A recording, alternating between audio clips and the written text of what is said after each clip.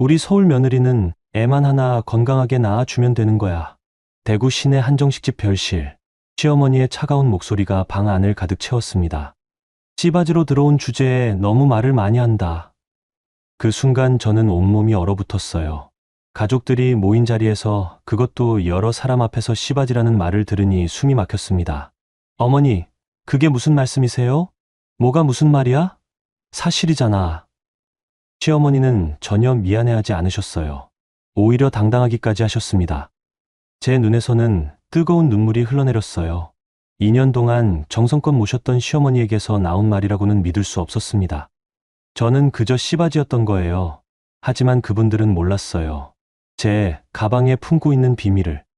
치밀하게 준비한 반격을 말입니다. 여러분의 구독과 좋아요는 더 많은 사연을 만드는 힘이 됩니다. 안녕하세요. 저는 김선영이라고 합니다. 37살이고요. 서울 외곽 신도시에서 작은 미술교습소를 운영하고 있었어요. 지금부터 들려드릴 이야기는 결혼 2년 차였던 그 2월에 어느 금요일 저녁부터 시작됩니다. 아파트 25층 우리 집 침실에서 남편 준성 씨가 또다시 주말용 여행 가방을 챙기고 있었어요. 39살인 준성 씨는 건설사 안전관리팀 대리로 일하고 있었는데 평일에는 성실한 직장인이었지만 이상하게도 매주 금요일 저녁만 되면 완전히 달라졌습니다. 자기야, 이번 주말도 시골 내려가야 해. 준성 씨가 체크무늬 셔츠 2벌을 가방에 넣으면서 말했어요. 그 낡은 검은색 여행 가방은 어느새 금요일의 단골 풍경이 되어 있었습니다. 가방 옆면에 지퍼가 조금 터져 있는 것도, 손잡이가 살짝 해진 것도 이제는 익숙했어요. 또요? 지난주에도 내려가셨잖아요. 벌써 몇 주째세요? 저는 거실 소파에 앉아서 남편의 뒷모습을 바라보며 말했습니다. 창밖으로는 아파트 단지의 가로등이 하나둘 켜지고 있었어요. 부모님 농사일도 도와드려야 하고 민박집 손님들도 계시거든. 경남 산골 쪽이라 교통도 불편하고 혼자서는 정말 힘드시니까. 준성 씨의 목소리에는 늘 미안해하는 톤이 깔려 있었어요. 그래서 저도 더는 따지기가 어려웠습니다. 효성이 지극한 남편을 나무랄 수는 없는 일이었거든요. 그럼 저도 같이 가면 안 될까요? 시어머니 일손도 도와드리고 인사도 제대로 드려야 하는데. 아니야, 자기야. 거기 정말 불편해. 화장실도 재래식이고 방도 너무 춥거든. 자기가 고생할 거 없어. 시어머니도 며느리가 고생할까봐 걱정하신다고. 그런 식으로 남편은 금요일 밤이면 집을 떠났고 일요일 저녁 9시쯤에나 지친 얼굴로 돌아왔습니다. 저는 주말마다 혼자 남겨진 25평 아파트에서 고요하고 길기만 1시간들을 보내게 되었어요. 처음 두어 달은 괜찮다고 생각했습니다. 신혼부부라지만 각자의 시간도 필요하다고 스스로를 달랬어요. 미술 교습소 개원 준비도 해야 했고 혼자만의 주말이 그렇게 나쁘지 않다고 여겼습니다. 좋아하는 드라마도 몰아서 보고 책도 읽고 오랜만에 그림도 그려볼 수 있었거든요. 하지만 시간이 흐르면서 특히 시어머니께서 전화를 걸어오실 때면 제 마음은 묘하게 무거워졌어요. 복희 시어머니는 65살이셨는데 목소리만 들어도 활기찬 분이라는 게 느껴졌습니다. 선영아, 준성이 잘 지내고 있지? 서울 생활 힘들지 않고? 네, 어머님. 준성 씨 잘 지내고 있어요. 저도 괜찮고요. 여긴 정말 깊은 시골이라 불편하기만 하구나. 며느리가 와서 고생할 일은 없어. 절대로 그러면 안 돼. 시어머니의 목소리는 언제나 밝고 웃음기가 가득했습니다. 마치 저를 진심으로 위해서 배려해 주시는 듯한 따뜻한 톤이었어요. 그런데 그 따뜻함이 반복될수록 오히려 이상한 기분이 들었습니다. 괜찮습니다, 어머님. 저도 가서 뵙고 싶은데요. 인사도 제대로 못 드렸는데. 아이고, 그런 소리 하지 마라. 여긴 정말 며느리 올 곳이 아니야. 도시에 아이가 와서 불편하기만 하고 할 일도 없어. 준성이가 다 알아서 하니까 걱정 말어. 그 말씀이 1번, 2번, 3번 반복될수록 저는 점점 이상한 마음이 들었습니다. 배려라고 하기에는 너무 단호했어요. 추석 명절에도, 시아버님 기일에도, 심지어 가을에 텃밭에 출 거둬들인다는 소식을 들려주시면서도 똑같은 말씀이었습니다. 시골엔 절대 오지 마라. 그 6글자가 제 귀에 점점 다르게 들리기 시작했어요. 정말 저를 위한 배려일까요? 아니면 다른 무엇인가를 감추려는 말씀일까요? 어느 토요일 오후 친정 어머니가 대구에서 올라오셨습니다. 박영자 어머니는 63살이셨는데 오랫동안 철물점을 하시면서 상가, 관리도 함께 해오신 분이었어요. 실질적이고 똑부러지는 성격에 사람을 보는 눈이 정말 정확하셨습니다. 어머니는 거실 식탁에 앉으시면서 제가 차려드린 과일을 드시다가 말씀하셨어요. 선영아, 사위는 또 시골 갔니? 얼굴도 안 보이는구나. 네, 엄마. 매주 내려가세요. 시부모님 농사일 도우러요. 그런가. 그런데 얘야. 어머니가 사과를 한 조각 드시면서 제 얼굴을 찬찬히 살펴보셨어요. 세월의 무게가 느껴지는 주름진 손으로 제 뺨을 살짝 어루만지시면서 말씀하셨습니다. 얼굴이 좀 야위었구나. 혼자 주말 보내는 게 쓸쓸하지. 신혼인데 이게 뭔 일이야. 괜찮아요. 엄마. 익숙해졌어요. 저도 할 일이 있고. 그런데 말이다. 선영아. 어머니가 목소리를 갑자기 낮추시면서 주변을 살피듯 말씀하셨습니다. 네가 아버지한테서 물려받은 그 상가 건물 이야기 시댁에는 아직 안 했지. 저는 고개를 끄덕였어요. 결혼 전에 돌아가신 아버지께서 남겨주신 대구 구도심의 오래된 3층 상가 건물과 여러 은행에 나뉘어 있던 예금을 모두 합치면 대략 30억 원 정도 되었습니다. 적지 않은 돈이었죠. 잘했어. 엄마 말 듣고 아직 말 안 하길 정말 다행이야. 왜요, 엄마? 언젠가는 말씀드려야 하는 거 아니에요? 어머니는 잠시 창밖을 바라보시더니 다시 저를 보며 말씀하셨어요. 사위 집안이 어떤 사람들인지 아직 잘 모르잖니. 돈 냄새에 약한 집안이라면 지금 말했다가는 일이 복잡해질 수 있어. 엄마가 장사하면서 그런 사람들 많이 봤거든. 어머니의 목소리에는 40년 가까이 장사를 하시며 쌓인 경험과 날카로운 직감이 담겨 있었습니다. 조금 더 지켜보자.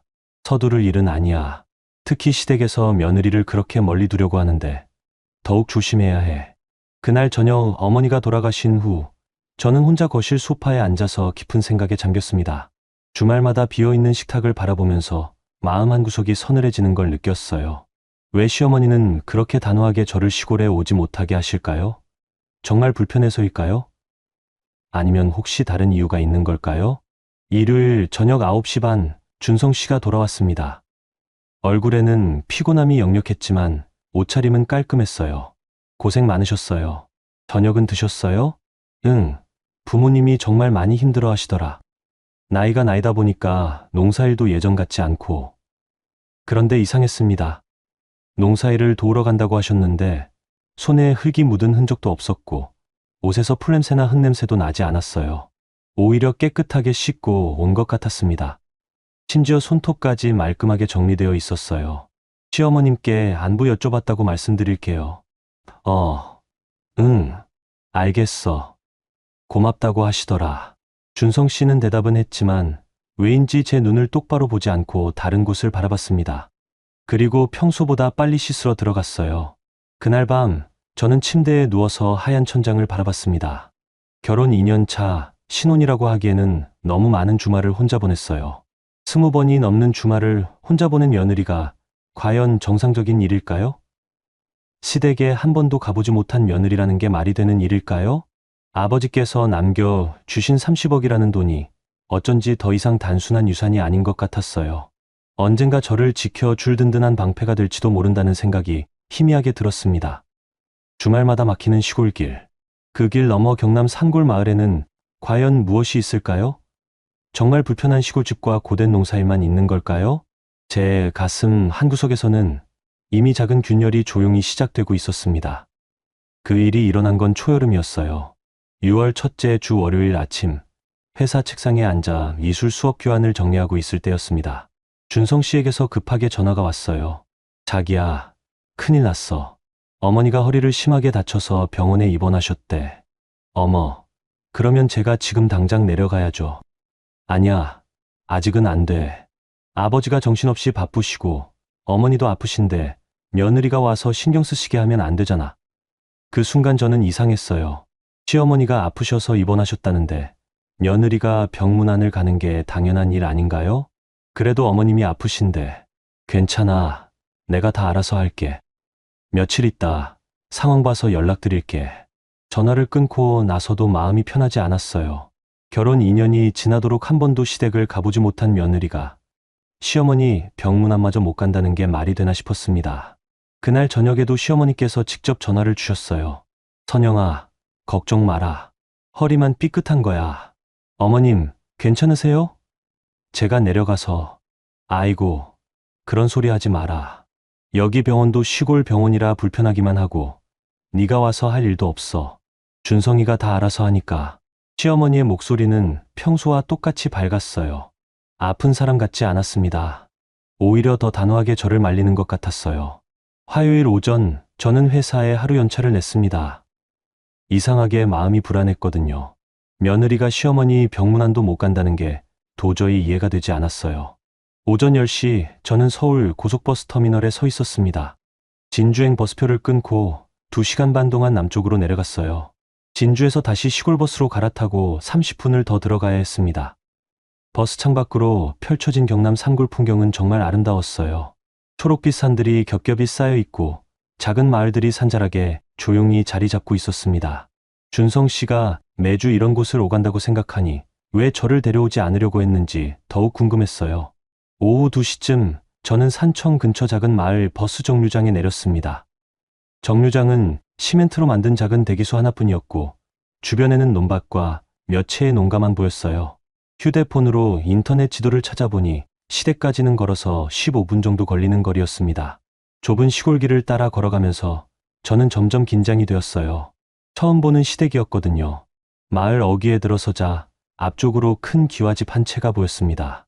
대문 옆에 응흥민박이라고 쓰인 낡은 간판이 걸려 있었어요. 바로 그곳이 시댁이었습니다. 그런데 이상했어요. 시어머니가 아파서 입원하셨다고 하셨는데 마당에서는 사람들의 웃음소리가 들려왔습니다. 저는 대문 앞에 서서 잠시 망설였어요.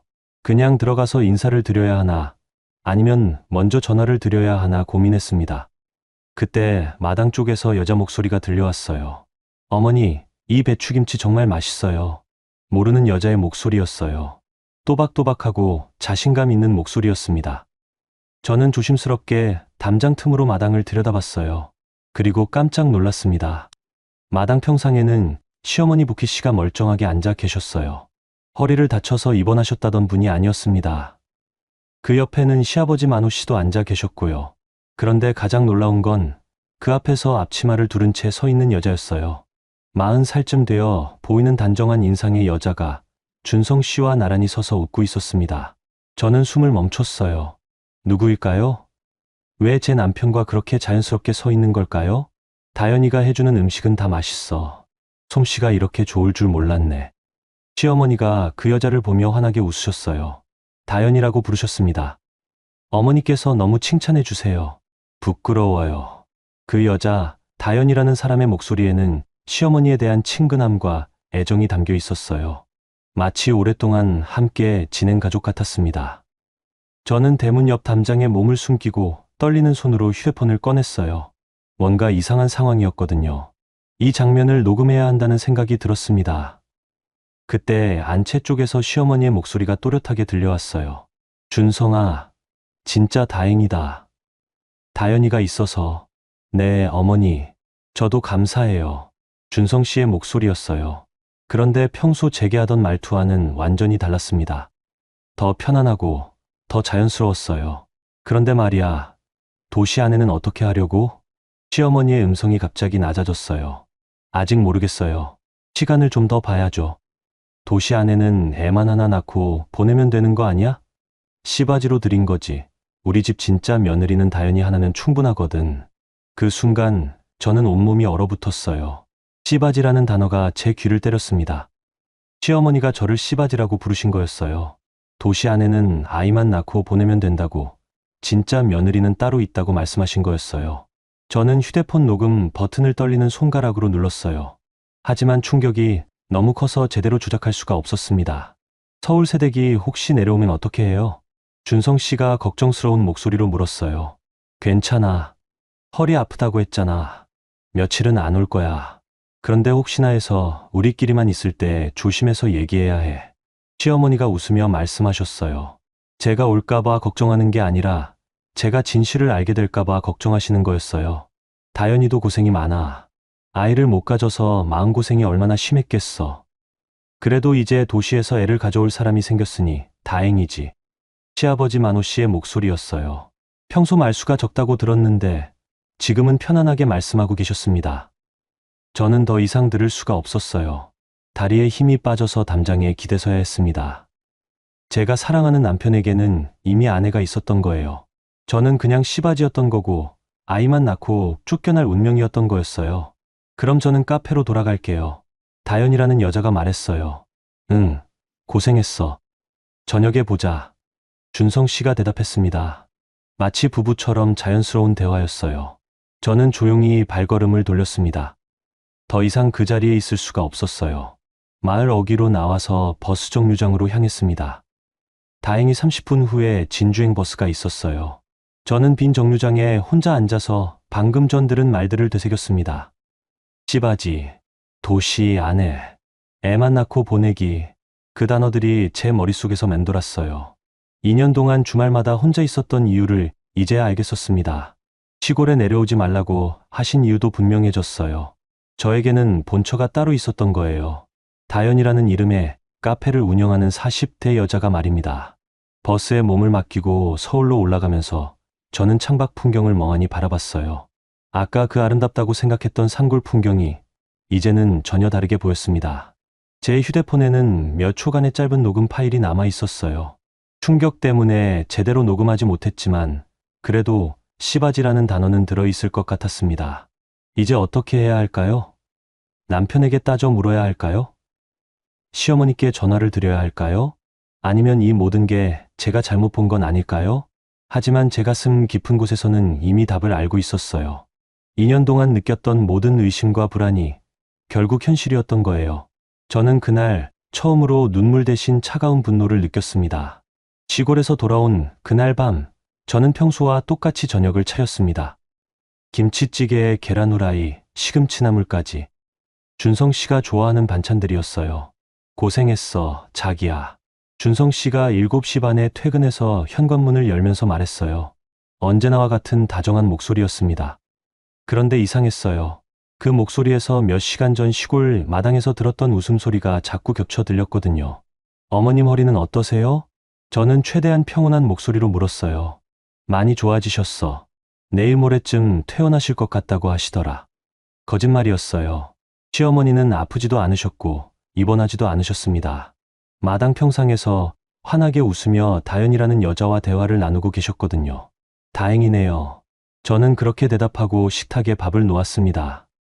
준성 씨는 평소처럼 회사 이야기를 했고 저는 고개를 끄덕이며 들었어요. 하지만 제 머릿속에서는 씨바지라는 단어가 계속 맴돌고 있었습니다. 그날 밤 준성 씨가 씻으러 들어간 사이 저는 거실 서랍을 열었어요. 결혼할 때 받았던 혼인관계 증명서가 그대로 들어 있었습니다. 혼인신고 접수일, 배우자란에 적힌 이준성이라는 이름. 모든 게 정상적으로 보였어요. 하지만 제가 본 건 뭐였을까요? 다연이라는 여자는 누구였을까요? 이튿날 아침, 저는 평소보다 일찍 일어나서 아침을 차렸습니다. 준성 씨는 어제 고생했다며 제 어깨를 두드리고 출근했어요. 그 손길이 예전과는 다르게 느껴졌습니다. 오전 10시 미술교수소 수업이 끝나고 나서 저는 동네 주민센터로 향했어요.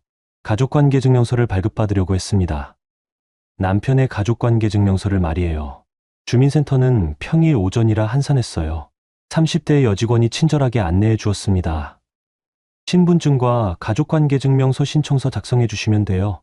저는 떨리는 손으로 신청서를 작성했어요. 이준성, 주민등록번호, 본인과의 관계는 배우자. 모든 칸을 채우는데 손이 떨렸습니다.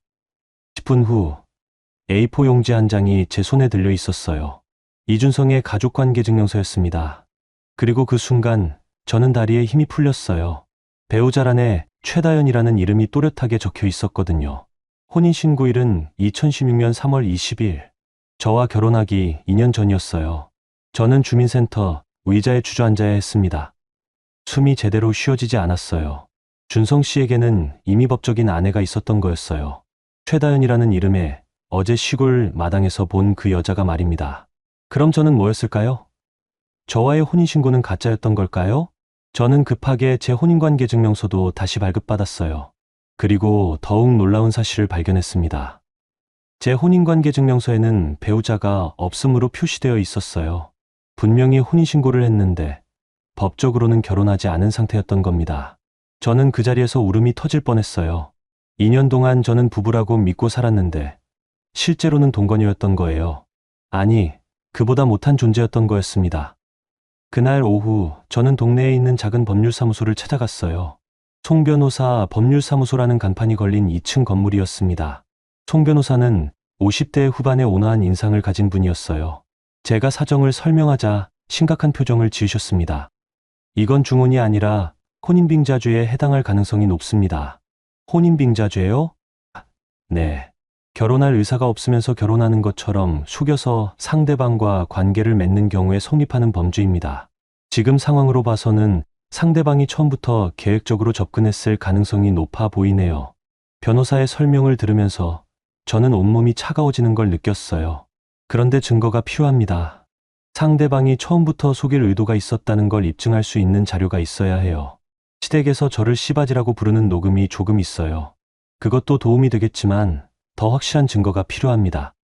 가능하다면 상대방이 본심을 드러내는 대화를 다시 한번 확보하시는 게 좋겠어요. 변호사는 또 다른 중요한 사실도 알려주셨어요. 참고로 혼인 전에 상속받으신 재산은 재산분할 대상이 아닙니다. 온전히 부인 소유예요. 그 말을 듣는 순간 저는 친정 어머니의 조언이 얼마나 현명했는지 깨달았어요. 30억 원의 상속재산을 시댁에 알리지 않은 게 천만다행이었습니다. 위자료 청구도 가능하고 형사고발도 할 수 있습니다. 다만 증거를 더 확보하셔야 해요. 법률사무소를 나오면서 저는 완전히 달라진 기분이었어요. 더 이상 당하고만 있을 수 없다는 생각이 들었습니다.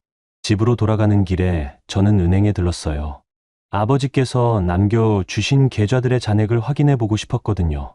통장 정리를 하고 나니 예상보다 더 많았어요. 부동산 가격이 오르면서 상가 건물의 시세도 많이 올랐고 예금 이자도 쌓여 있었습니다. 정확히 계산해 보니 32억 원 정도 되었어요. 그 돈이 언젠가 저를 지켜줄 방패가 될 거라는 확신이 들었습니다. 저녁 시간 준성 씨가 퇴근해서 돌아왔어요. 오늘 하루 어땠어? 네, 괜찮았어요. 저는 평소와 똑같이 대답했습니다. 하지만 마음속으로는 전혀 다른 생각을 하고 있었어요. 이 사람이 저에게 거짓말을 하고 있다는 걸 이제 확실히 알았거든요. 어머님은 어떠세요? 많이 좋아지셨어. 내일 퇴원하신대. 또 거짓말이었어요. 시어머니는 아프지도 않으셨으니까요. 그날 밤 준성 씨가 잠들고 난 후에 저는 조용히 일어나서 거실로 나왔어요. 휴대폰에서 어제 녹음한 파일을 다시 들어봤습니다. 씨바지로 드린 거지. 우리 집 진짜 며느리는 다연이 하나면 충분하거든. 몇 초 안 되는 짧은 녹음이었지만 분명히 들렸어요.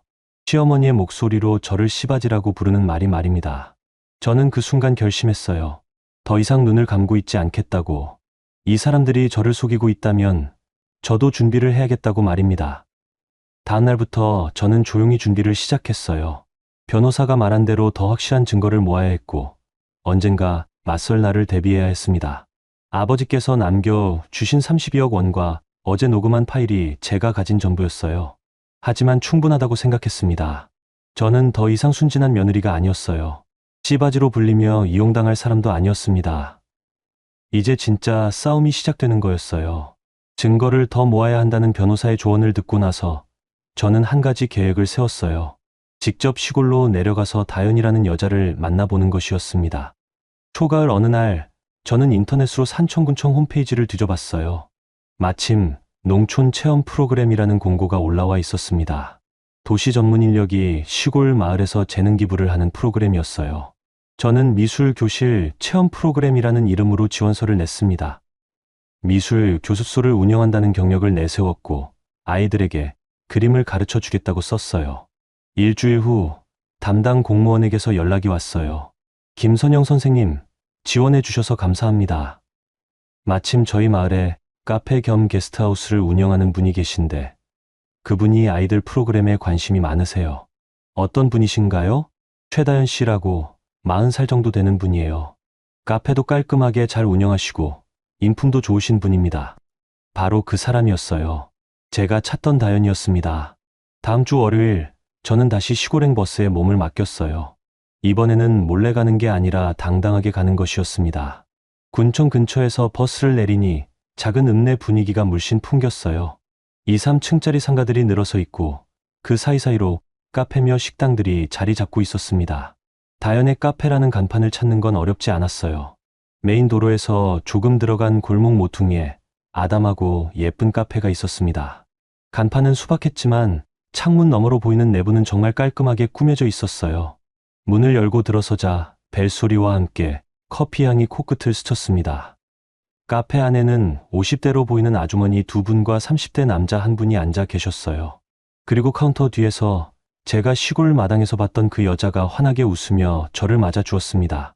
안녕하세요. 김선영 선생님이시죠? 군청에서 연락받았어요. 다연 씨는 생각보다 훨씬 따뜻하고 친근한 인상이었어요. 키는 저와 비슷했고 단정하게 묶은 머리에 화장기 없는 깔끔한 얼굴이었습니다. 특히 눈웃음이 참 예뻤어요. 네, 안녕하세요. 미술 수업 프로그램으로 왔어요. 감사해요. 진짜 기다리고 있었거든요. 여기 아이들이 그림 배울 기회가 별로 없어서요. 다연 씨가 아메리카노 한 잔을 내려주면서 말했어요. 목소리에는 진심 어린 고마움이 담겨 있었습니다. 카페 2층이 게스트하우스였고 그 한쪽 방을 미술교실로 쓰기로 했어요. 작지만 채광이 좋았고 아이들이 그림 그리기에는 충분한 공간이었습니다. 선생님은 서울에서 오셨다고 들었는데 멀리까지 와주셔서 고마워요. 아니에요. 저도 이런 일 하는 게 좋아서요. 며칠 동안 함께 일하면서 저는 다연 씨가 정말 성실하고 꼼꼼한 사람이라는 걸 알게 되었어요.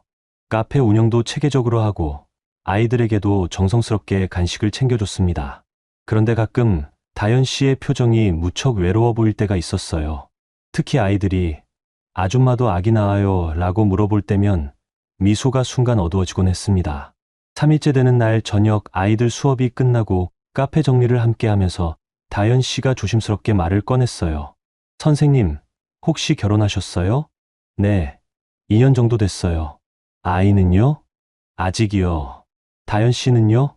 다연 씨가 잠시 대답을 망설였어요. 그러더니 작은 목소리로 말했습니다. 저는 결혼한 지 7년 됐는데 아이를 못 가져서요. 여러 번 시술도 받고 그랬는데 이제는 의사가 힘들다고 하더라고요. 그 말을 할 때 다연 씨의 목소리에는 깊은 슬픔이 담겨 있었어요. 손을 꼭 쥔 채 고개를 숙이는 모습이 무척 안쓰러웠습니다. 많이 힘드셨겠어요. 시어머니가 좋으신 분인데 저 때문에 손주를 못 보시는 게 죄송해서요. 남편도 아무 말 안 하지만 마음이 어떨지. 다연 씨의 눈가가 촉촉해졌어요. 7년 동안 품어왔던 죄책감과 아픔이 느껴졌습니다. 남편분은 어떤 일 하세요? 건설 쪽 일이에요. 주말에만 집에 와서 함께 지내고 평일에는 서울에서 일해요. 그 순간 저는 온몸이 굳어지는 걸 느꼈어요. 건설 일에 평일에는 서울에 있다니 준성 씨와 똑같았거든요. 그날 밤 카페 문을 닫고 정리를 마친 후에 저는 용기를 냈어요. 다연 씨, 제가 실은 말씀드릴 게 있어요. 네. 저 김선영이에요. 이준성의 아내예요. 다연 씨가 닦던 컵을 떨어뜨렸어요. 바닥에 떨어진 컵이 산산이 깨지는 소리가 카페 안을 가득 채웠습니다. 뭐라고요? 준성 씨가 제 남편이라고 생각하고 살았는데 알고 보니 다연 씨가 법적인 아내더라고요. 다연 씨가 창백한 얼굴로 의자에 주저앉았어요. 손이 부들부들 떨리고 있었습니다. 그럼 서울에 조카 같은 아이가 있다던 시어머니 말씀이. 네, 아마 저를 두고 하신 말씀일 거예요. 저는 가방에서 휴대폰을 꺼냈어요. 시골 마당에서 녹음한 파일을 들려줬습니다. 씨바지로 드린 거지. 우리 집 진짜 며느리는 다연이 하나면 충분하거든. 시어머니 목소리가 카페 안을 채웠어요. 다연 씨가 두 손으로 얼굴을 가렸습니다. 이럴 수가. 저도 모르고 있었어요. 준성이가 회사 기숙사에서 산다고 했는데 저도 시댁에는 한 번도 오지 말라고 해서 몰랐어요. 저는 가족관계 증명서도 보여줬어요. 준성 씨의 배우자란에 적힌 최다연이라는 이름을 가리키며 설명했습니다. 당했다면 우리 둘 다 같이 당한 거예요. 다연 씨가 고개를 들었어요. 눈물이 볼을 타고 흘러내리고 있었지만 그 눈빛에는 분노가 서려 있었습니다. 저는 아이를 못 가져서 죄책감에 시달렸는데 알고 보니 남편이 다른 여자를 데려와서 아이를 가지려고 한 거였네요. 맞아요. 저희는 둘 다 피해자예요. 그 순간부터 저희는 더 이상적이 아니었어요. 같은 남자에게 속아서 이용당한 같은 처지의 여자였습니다. 다연 씨가 떨리는 손으로 제 손을 잡았어요. 선영 씨, 우리 힘을 합쳐서 이 사람들한테 제대로 된 벌을 주어야 해요. 네, 그렇게 해야죠. 그날 밤부터 저희는 계획을 세우기 시작했어요. 준성 씨와 시어머니가 얼마나 치밀하게 저희를 속였는지 그 진실을 모두 밝혀내기로 했습니다. 그리고 언젠가 그들 앞에서 모든 걸 폭로할 날을 준비하기로 했어요. 이제 저희는 혼자가 아니었습니다. 서로의 상처를 어루만져 주며 함께 싸울 동지가 생겼어요. 다현 씨와 계획을 세운 지 일주일 후, 저는 준성 씨에게 조심스럽게 말을 꺼냈어요. 여보, 이번 주말에 시어머니를 서울로 모셔오면 어떨까요? 준성 씨가 저녁을 먹다 말고 젓가락을 멈췄어요. 갑자기 왜? 결혼한 지 2년이나 됐는데 시어머니를 한 번도 제대로 모신 적이 없잖아요. 앞으로 살림이며 경제 사정도 상의해드리고 싶고요. 저는 최대한 자연스럽게 말했습니다. 준성 씨는 잠시 고민하는 표정을 지었어요.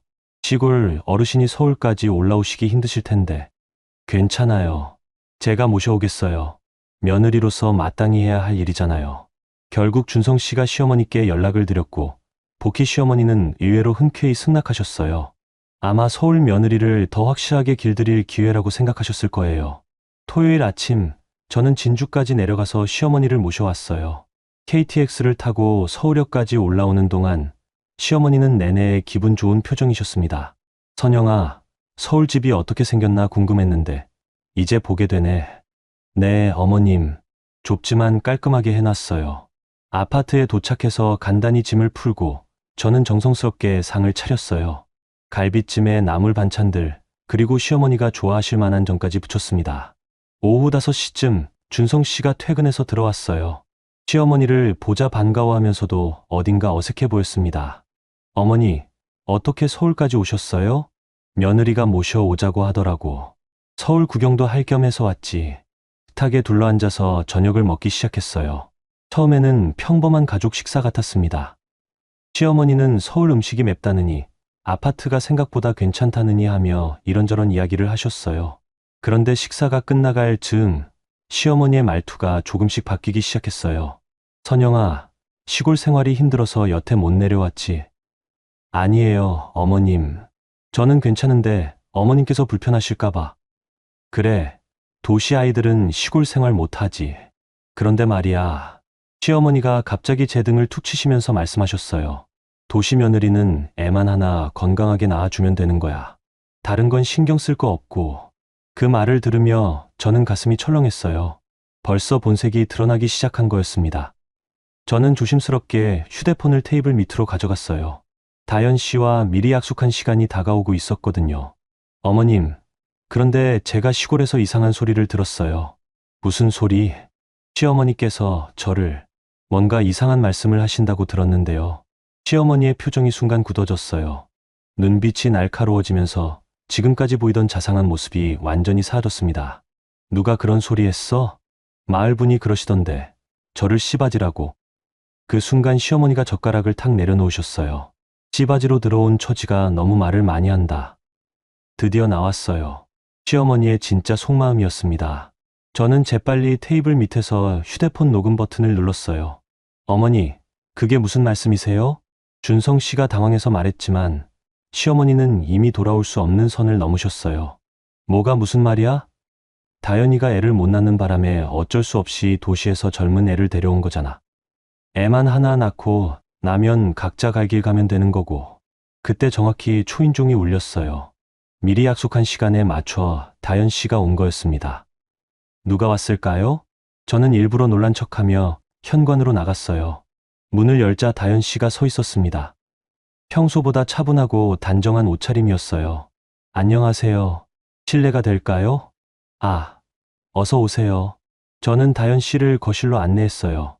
시어머니와 준성 씨가 깜짝 놀란 표정으로 다현 씨를 바라봤습니다. 어머니, 안녕하세요.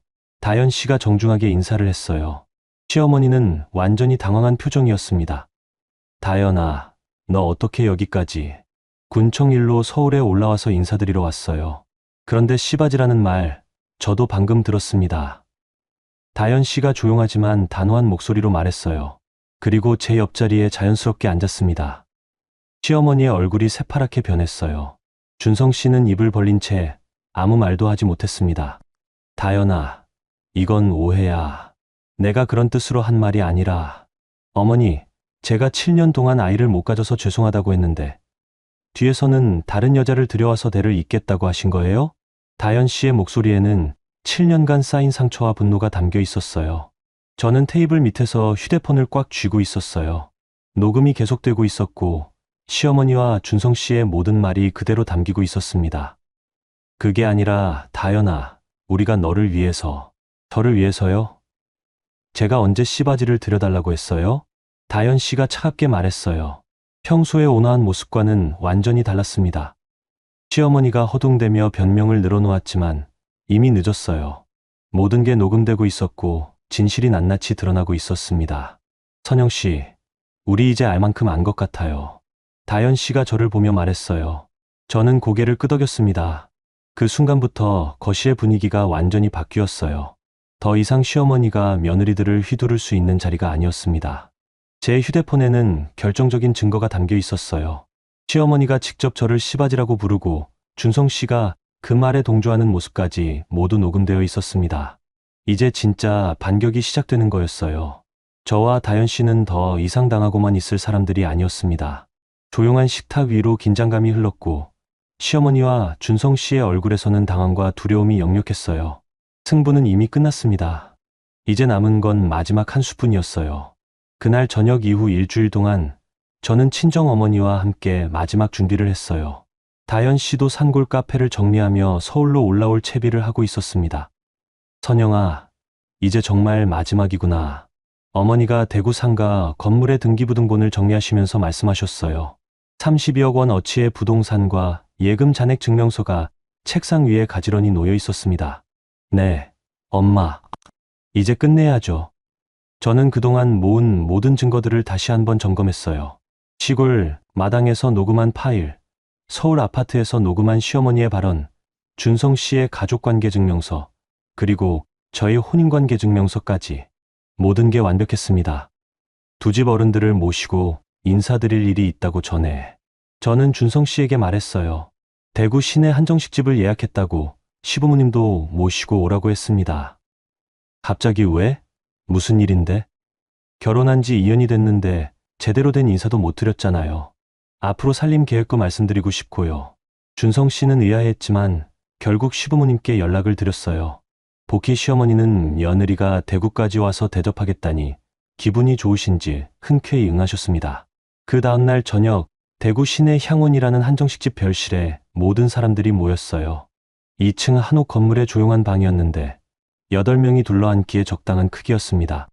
시부모님과 준성 씨가 먼저 도착해 계셨고 곧이어 다현 씨가 부모님과 함께 들어왔어요. 다현 씨 부모님은 50대 후반으로 보이는 점잖은 분들이었습니다. 어머니, 안녕하세요. 다현 씨가 정중하게 인사를 드렸지만 시어머니의 표정은 그리 밝지 않았어요.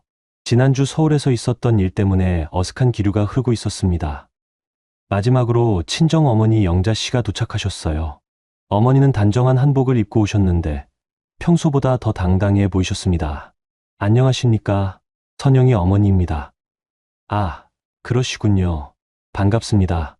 시어머니가 어색하게 인사를 받으셨어요. 이렇게 많은 사람이 모인 자리는 예상하지 못하셨을 겁니다. 한정식이 차례차례 올라왔어요. 계절 나물부터 시작해서 갈비찜, 생선구이까지 정말 정성스럽게 차린 상차림이었습니다. 처음에는 평범한 가족 모임 같은 분위기였어요. 음식이 정말 맛있네요. 선영이가 좋은 집을 골랐구나. 시아버지 만호 씨가 만족스럽게 말씀하셨어요. 네, 아버님. 좋으신 것만 드시라고 정성껏 준비했어요.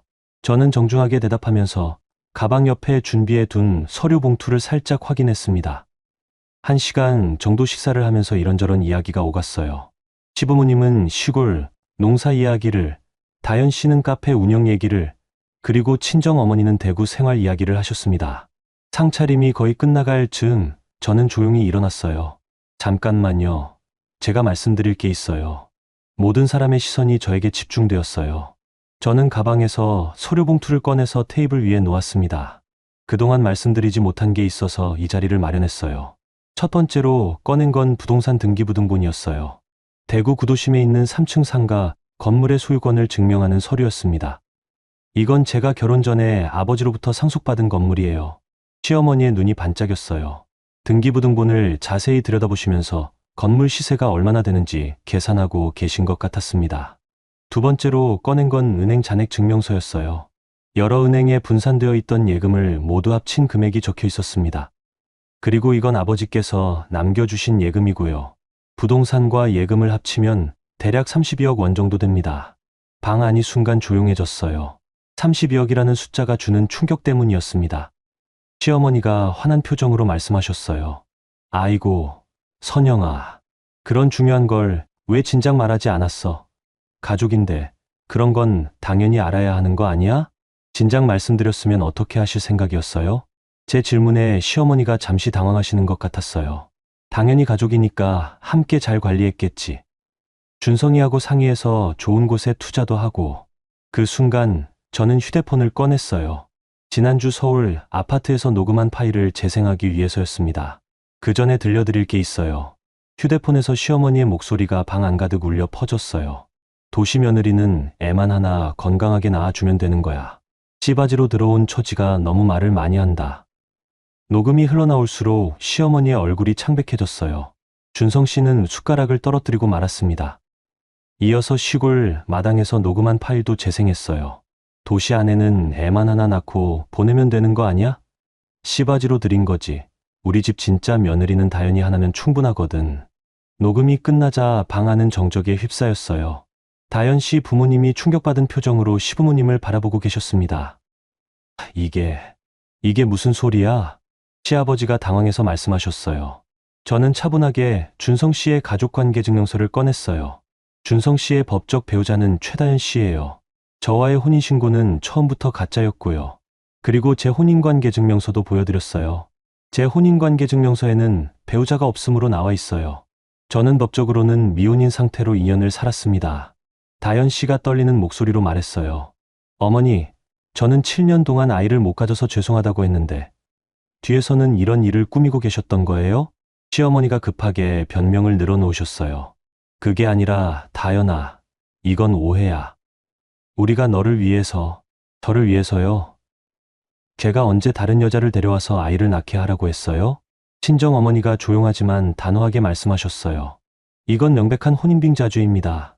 저희 딸을 완전히 속이신 거거든요. 저는 마지막 카드를 꺼냈어요. 송 변호사로부터 받은 법률 검토 의견서였습니다. 변호사와 상담한 결과 형사고발과 민사소송 모두 가능하다고 하더군요. 특히 준성 씨는 혼인빙자죄로 3년 이하의 징역에 처해질 수 있고요. 준성 씨가 창백한 얼굴로 제게 애원하듯 말했어요. 자기야, 잠깐만 얘기해보자. 우리가 해결할 수 있어. 해결요? 2년 동안 저를 속이고 이용한 걸 어떻게 해결하시겠어요? 다연 씨도 단호하게 말했어요. 저도 위자료 청구와 이혼 소송을 준비하겠어요. 7년 동안 저를 속인 대가를 치르셔야 해요. 시어머니가 갑자기 일어나서 소리를 지르셨어요. 이게 뭔 소리야? 가족끼리 이럴 수 있어? 가족이라고요? 저는 차갑게 웃었어요. 저를 씨바지라고 부르신 분이 가족이라는 말씀을 하시는 거예요? 그 순간 방 안의 분위기가 완전히 뒤바뀌었어요. 이제 울며 매달리는 쪽은 시어머니와 준성 씨였습니다. 친정어머니가 마지막 말씀을 하셨어요. 우리 딸이 물려받은 32억 원은 혼인 전 상속재산이니 재산분할 대상도 아닙니다. 온전히 우리 딸 것이에요. 저는 조용히 일어나서 말했어요. 법정에서 다시 뵙죠. 그리고 다연 씨와 친정어머니와 함께 방을 나왔어요. 뒤에서는 시어머니의 울부짖는 소리가 들려왔지만 저희는 돌아보지 않았습니다. 드디어 모든 진실이 밝혀졌어요. 이제 진짜 심판이 시작되는 거였습니다. 한정식 집에서 모든 진실을 폭로한 지 한 달이 지났어요. 그동안 많은 일들이 연쇄적으로 일어났습니다. 송 변호사를 통해 준성 씨를 혼인빙자죄로 고발했고 다연 씨는 이혼 소송과 함께 위자료 청구 소송을 제기했어요. 2건의 민사소송과 1건의 형사고발이 동시에 진행되었습니다. 더 큰 문제는 준성 씨의 직장이었어요. 건설사 안전관리팀이라는 직책상 도덕성이 중요한데 혼인빙자죄로 고발당한 사실이 알려지자 회사에서 징계위원회가 열렸습니다. 회사 이미지에 심각한 타격을 주었다는 이유로 준성 씨는 사실상 퇴직 수순을 밟게 되었어요. 20년 가까이 다닌 직장에서 쫓겨나는 신세가 된 거였습니다. 시어머니 복희 씨도 마을에서 큰 소동이 벌어졌다고 들었어요. 며느리를 2명씩이나 두고 살았다는 사실이 알려지면서 동네 아주머니들 사이에서 온갖 수군거림이 시작되었다고 하더군요. 그래서 며느리를 시골에 안 오게 했구나. 다연이만 데리고 살면서 뭔 꿍꿍이가 있었나 했더니 마을 사람들의 시선이 곱지 않다 보니 복희 시어머니는 민박집 운영도 제대로 할 수 없는 상황이 되었어요. 저는 그동안 서울 아파트에서 혼자 지내면서 미술교수소 일에 더 집중했어요. 마음이 정리되니까 오히려 일이 더 잘 되었습니다. 다연 씨는 산골 카페를 정리하고 서울로 올라와서 저희 아파트 근처에 작은 원룸을 얻었어요. 서로 의지하면서 소송 준비를 함께 하고 있었습니다. 어느 목요일 오후 송 변호사로부터 전화가 왔어요. 선영 씨, 상대 측에서 합의를 요청해 왔습니다. 어떤 조건으로요? 이준성 씨가 혼인빙자죄는 인정하고 위자료로 2천만 원을 지급하겠다고 하네요. 형사고발은 취하해 달라고 하고요. 저는 잠시 생각해 봤어요. 2천만 원이라는 돈이 적지는 않았지만 2년 동안 당한 모욕과 상처를 생각하면 터무니없이 적은 금액이었습니다. 거절하겠어요. 끝까지 가보죠. 다연 씨도 같은 입장이시더군요. 알겠습니다. 그날 저녁 저는 아파트 거실에 앉아서 창밖을 바라보고 있었어요. 가을비가 부슬부슬 내리고 있었습니다. 한 달 전만 해도 이 집에서 준성 씨와 함께 저녁을 먹고 평범한 부부 생활을 하고 있었는데 이제는 완전히 다른 세상이 된 것 같았어요. 하지만 후회는 되지 않았습니다. 오히려 진실을 알게 되어서 속이 시원했어요. 밤 11시쯤 갑자기 현관 초인종이 길게 울렸어요. 이 시간에 누가 올까 싶어서 인터폰 화면을 켜봤습니다. 깜짝 놀랐어요. 화면에는 비에 흠뻑 젖은 준성 씨가 현관문 앞에 무릎을 꿇고 있었거든요. 자기야, 한 번만 봐줘. 제발. 준성 씨의 목소리가 인터폰을 통해 들려왔어요. 목소리가 완전히 쉬어 있었습니다. 집도 일도 다 잃었어. 이제 정말 아무것도 없어. 한 번만 기회를 줘. 화면 속의 준성 씨는 처참한 모습이었어요. 정장은 비에 젖어서 구겨져 있었고 머리카락도 흘러내리고 있었습니다. 무릎을 꿇은 채로 고개를 숙이고 있는 모습이 정말 초라해 보였어요. 우리 아이만은 보게 해달라. 그 말을 들으며 저는 가슴이 철렁했어요. 아직 아이는 없었는데 무슨 소리인지 모르겠었거든요. 혹시 다연 씨가 임신이라도 했나 싶었어요. 하지만 곧 깨달았어요. 준성 씨가 말하는 아이는 아직 태어나지도 않은 제가 낳아줄 거라고 기대했던 아이를 말하는 거였어요. 자기야, 정말 미안해. 내가 잘못했어. 다시 시작하자. 준성 씨가 카메라를 향해 고개를 들고 애원하는 표정을 지었어요. 그 얼굴에는 절망과 후회가 뒤섞여 있었습니다. 하지만 저는 아무런 감정의 변화가 없었어요. 한때는 사랑했던 사람이지만 이제는 그냥 낯선 사람처럼 느껴졌습니다. 시어머니도 무릎 꿇고 있어. 진짜 미안하다고 하셔. 인터폰 화면을 확대해서 보니 정말로 복희 시어머니도 준성 씨 옆에서 무릎을 꿇고 계셨어요. 65살의 노인이 비 오는 밤에 아파트 복도에서 무릎을 꿇고 있는 모습이었습니다. 다른 때 같으면 측은한 마음이 들었을지도 모르겠어요. 하지만 지금은 전혀 그렇지 않았습니다. 선영아, 어머니가 잘못했다. 정말 미안하다. 시어머니의 목소리도 들려왔어요. 평소에 당당하고 거만한 모습과는 완전히 달랐습니다. 저는 거실 소파에 앉아서 그 화면을 조용히 바라봤어요. 마음 한구석에서는 작은 동요가 일어나기도 했지만 곧 차분해졌습니다. 이 사람들이 진심으로 사과하고 있는 걸까요?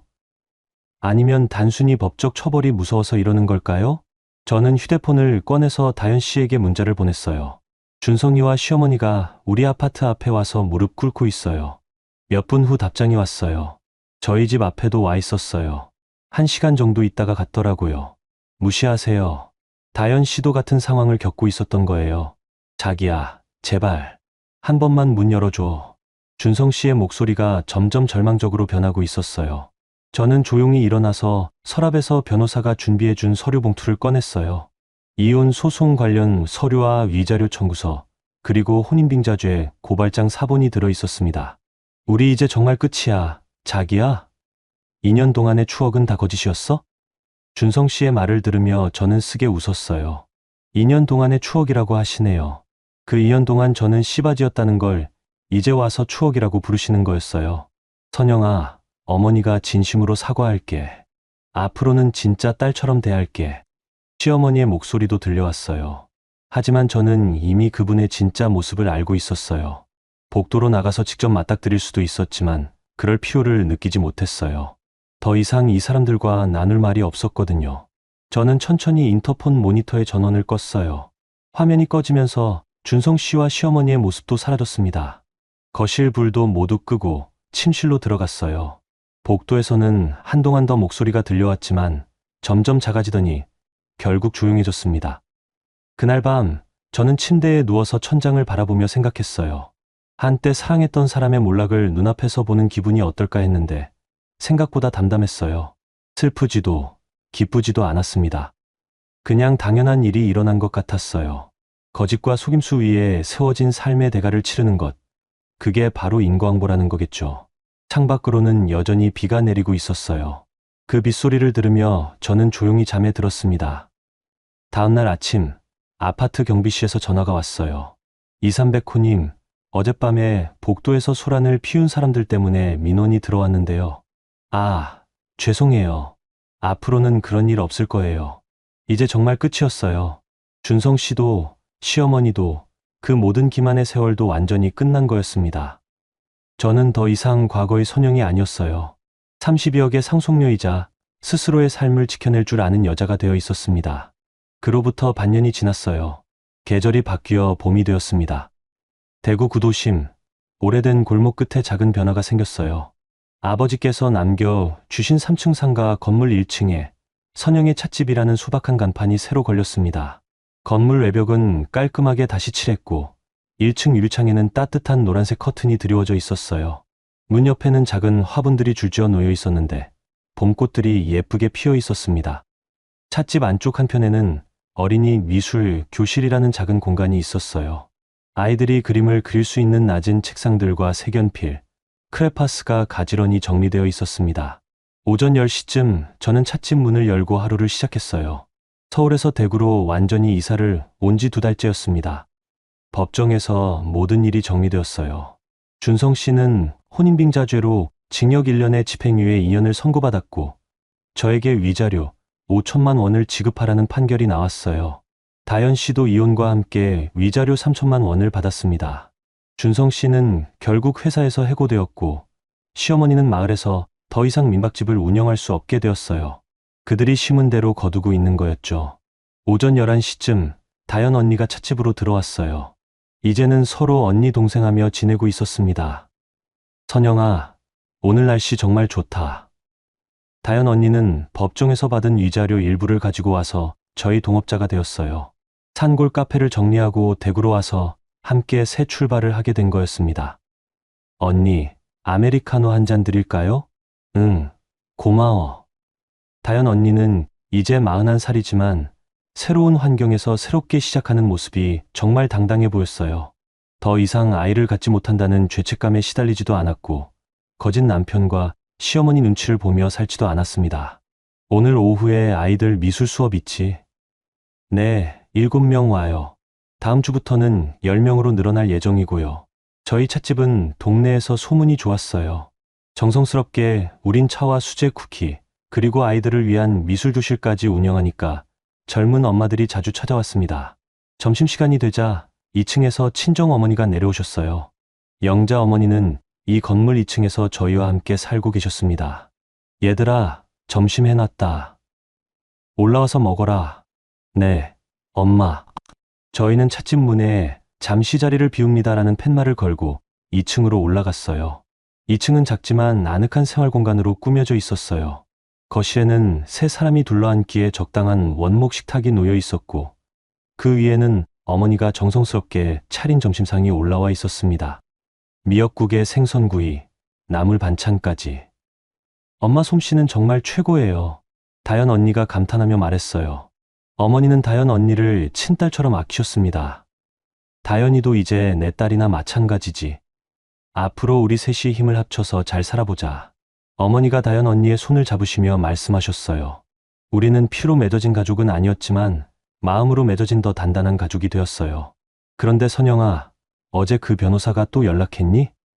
네, 엄마. 준성이가 아직도 만나자고 한다더라고요.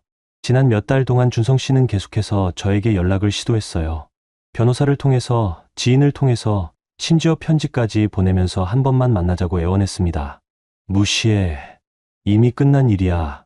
다연 언니가 단호하게 말했어요. 맞아요. 더 이상 그 사람들과는 상관없이 살 거예요. 점심을 먹고 나서 저희는 다시 찻집으로 내려갔어요.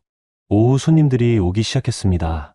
2시쯤 동네 아주머니 2분이 들어오셨어요. 사장님, 오늘도 대추차 주세요. 네, 금방 우려드릴게요. 저는 정성스럽게 대추차를 우렸어요. 손님들이 만족스러워하는 모습을 보면 정말 뿌듯했습니다. 오후 4시쯤 미술 교실 아이들이 하나둘 들어오기 시작했어요. 초등학교 저학년 아이들이었는데 모두 제게 그림을 배우는 걸 정말 좋아했어요. 선생님, 오늘은 뭐 그려요? 오늘은 봄꽃을 그려볼까? 아이들과 함께 그림을 그리는 시간이 정말 행복했어요. 순수한 웃음소리가 찻집 안을 가득 채웠습니다. 저녁 8시쯤 하루 일과가 모두 끝났어요. 마지막 손님이 나가시고 저희는 찻집 정리를 시작했습니다. 오늘도 수고 많았어, 선영아. 다연 언니가 테이블을 닦으며 말했어요. 언니도 고생하셨어요. 저는 가끔 지난 날을 떠올렸어요. 시골 마당에서 씨바지라는 말을 들었던 그날, 서울 아파트에서 홀로 주말을 보냈던 그 시간들을요. 하지만 이제 그 기억들은 더 이상 아프지 않았어요. 오히려 제가 다시 태어나는 과정이었다고 생각하게 되었습니다. 간판 불을 끄고 문을 잠그는 밤마다 저희 셋은 2층 거실에 모여 앉아서 하루 있었던 일들을 나눴어요. 내일은 새로운 차 종류를 준비해볼까? 아이들이 전시회를 하고 싶다고 하던데 준비해볼까? 소박한 대화들이었지만 그 시간이 정말 소중했어요. 더 이상 계산이나 속임수가 끼어들 자리는 없었습니다. 어느 봄날 저녁, 저는 혼자 찻집에 앉아서 생각했어요. 씨바지라고 불렸던 그 선영은 이제 없었어요. 대신 32억 원의 상속녀이자 스스로의 힘으로 살아가는 독립적인 여자가 있었습니다. 무엇보다 마음으로 맺어진 가족과 함께 정직하고 당당하게 살아가는 선영이 있었어요. 창밖으로는 골목 끝 가로등이 조용히 빛나고 있었어요. 오래된 골목에 새로 생긴 작은 불빛이지만 저희에게는 희망의 등대 같았습니다. 내 인생의 주인은 바로 나야. 그날 밤 저는 그렇게 중얼거리며 미소를 지었어요. 이제 누구에게도 휘둘리지 않고 누구의 눈치도 보지 않으며 살 수 있게 되었거든요. 새로운 계절이 시작되었습니다. 여러분도 선영처럼 언제든 새로운 시작을 할 수 있습니다. 나이는 숫자일 뿐이고 진짜 중요한 건 자신의 가치를 아는 것이죠. 누군가에게 함부로 대우받을 이유는 없어요. 여러분 모두 존중받을 자격이 있는 소중한 분들이니까요. 힘든 시간이 있어도 포기하지 마세요. 오늘 영상이 작은 위로가 되셨다면 지금 구독 눌러보세요. 매일매일 더 재미있고 감동적인 이야기가 찾아옵니다. 댓글로 여러분의 이야기도 들려주시고 오늘도 행복한 하루 되세요.